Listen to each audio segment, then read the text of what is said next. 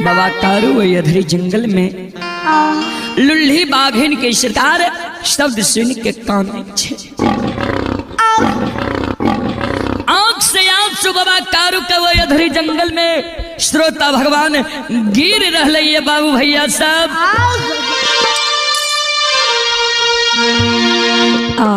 सरकार बाबा कारू काने छे। गे माँ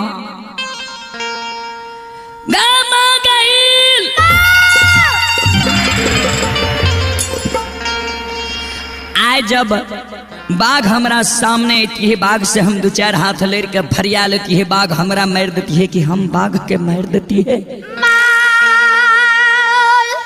आए कमला बाघ इनके ला के हमारा सामने में खड़ा रह गई। गे चंडाल ने एक तो प्रसव कक्ष चलिए अशुद्धि प्रसव भेलिए आ दोसर जात के औरत छे। मानव जखन जात पर औरत पर हाथ उठाबैये मानव के धर्म नष्ट भे जाए। आइ जब ये अधरी जंगल में ये बाघिन पर हम हाथ उठेबे हमर धर्म नष्ट भे जेते। लाठी ते लाके मातू भाग गेली आ लाठी अगर हाथ में रहती है। ये चंडाल ने बाघ हमारा सामने थी तो बाघ से हम लेर के फरिया लेती है। इत जात के औरत बाघिन हमारा सामने चल ले ऐ कारण हम मजबूर भे गलिए। तू ई नहीं समझे जे लाठी कारू के ला लिए ते कारू के आए प्राण अधरी में जा रहे। तालुल्ही बाघिन आब के 5 जगह नोछर लगा दे छे कारू बाबा के नाम से। आ बाबूजी कारू बाबा के बगल में नोछर लगवे छे। कारू बाबा के अधरी जंगल में बगजौर लग जाए छे।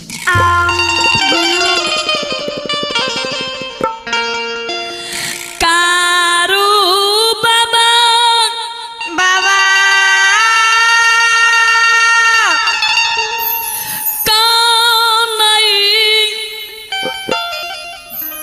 कौन छई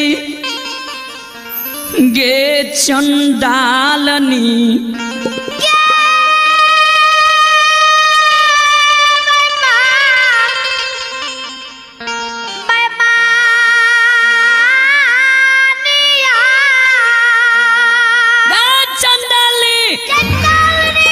जे सब तोहर भक्त दुनिया में भेलो सब के तू बगजोर लगा के मार दिली।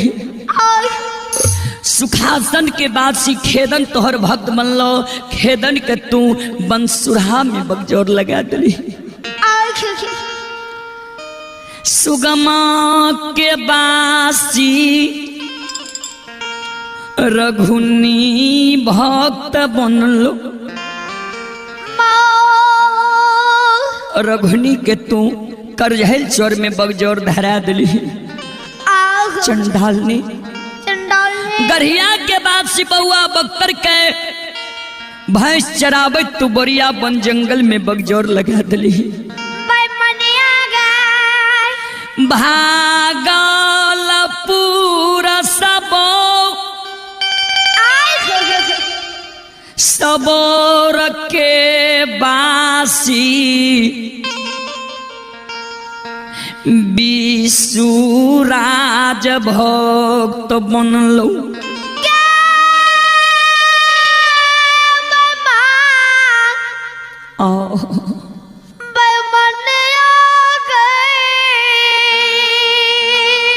विशुराज के तू 85 जंगल में बगजोर लगा दिली। गे चंडालनी गे बैमनिया माया मती माय के कोख से 4 गो बेटा जन्म लेली। चंडालनी सबसे दुलारा माय के हम महपुरा नगरी में रहिए। गे बैमनिया जे माय हमर 9 महीना 13 दिन 27 मिनट 37 सेकंड गर्भ में राखलक। जे माय 10 हाथ के सारी सोयरी में सरा दलक। जे माय साल 2 साल गंदा के पोछलक अपना भूखी रह के माय हमर पालन पोषण केलक। आय जो माय हमर जैन जेते बेटा के अधरी में बगजोर लाग गेलै।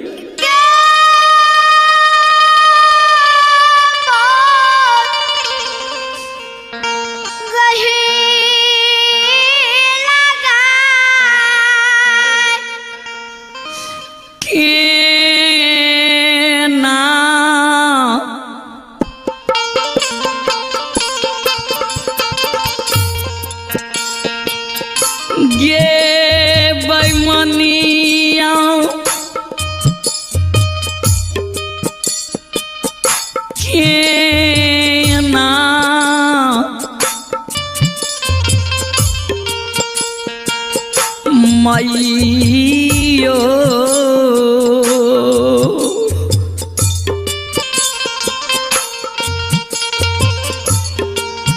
अगर होतई गए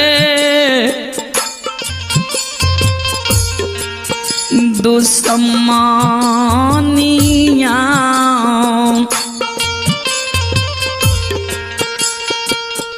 रहतई माह पूरा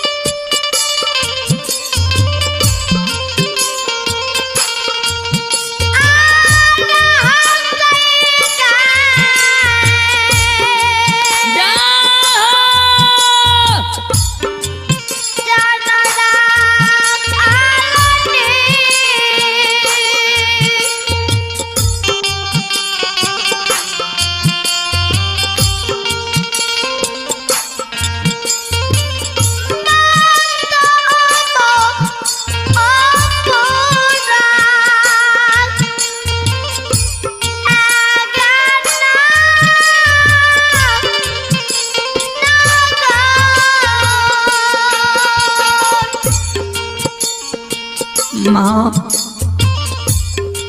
कोना के हमर माँ कोख के शोक के माँ पूरा नगरी में सहते। बाबा कारू के वो जहाँ अधरी जंगल में बाबूजी छन छन प्राण उड़ रहे कल के गे माँ गई आ गए राही गए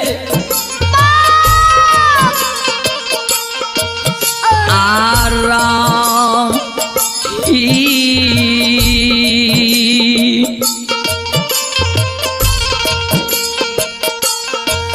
आगे याद आबई माता के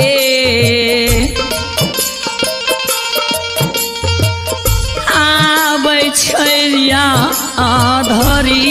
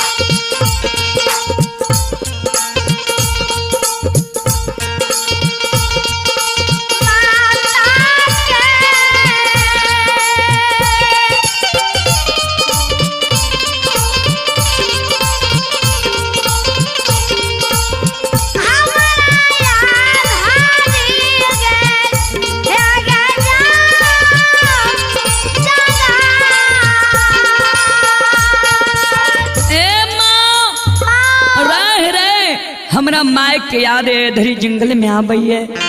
हे माँ अपने हमरा हाथ से लाठी ला ले तो ला ले लो, लेकिन एगो बात माँ हमर अंत समय में मरे के बेर माँ हमर सुन लिया।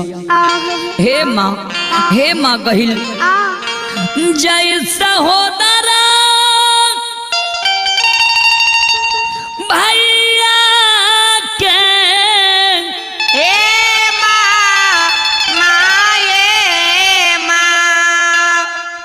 कहिए फूल के सतिया नहीं मारलिए, नहीं कोनो कठोर वचन कहलिए।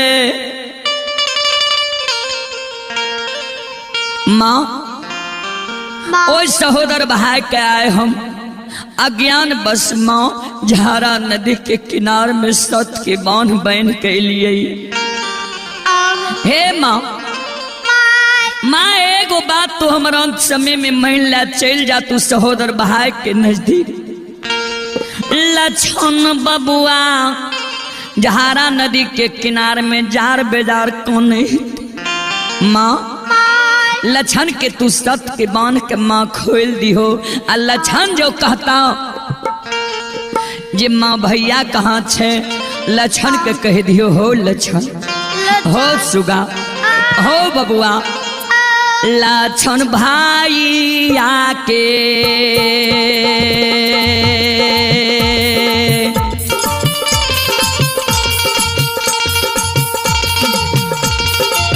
हो सुगनमा भैया के ना अहो नाता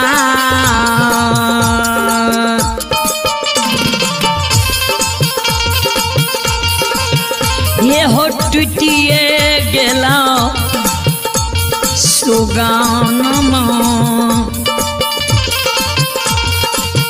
हे हो भूल जा भैया के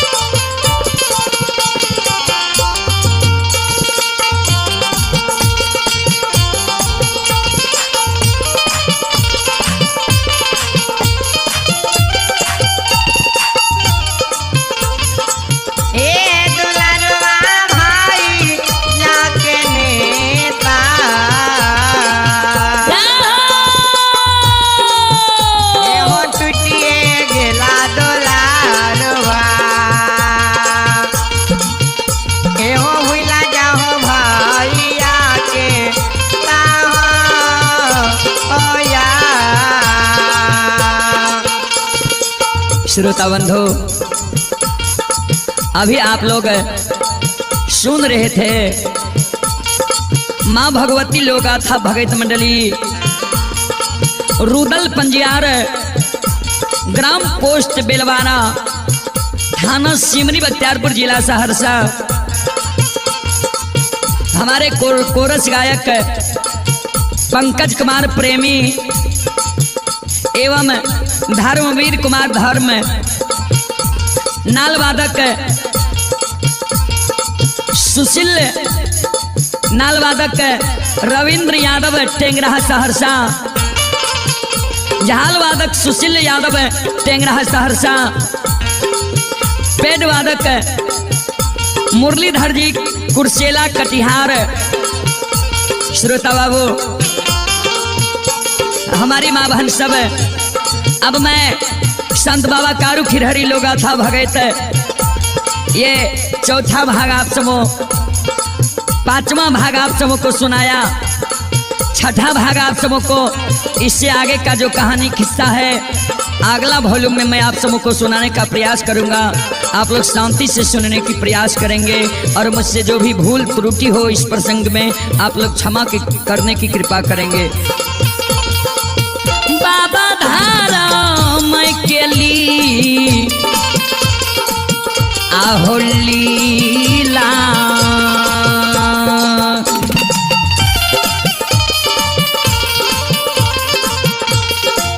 यो समाज बाबा धारा मैं के ली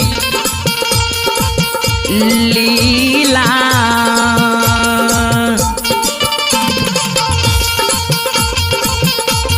अपार छे सुनबैया सब, हे जो नहीं छोड़बे धारा मई के बेवा बेवहार,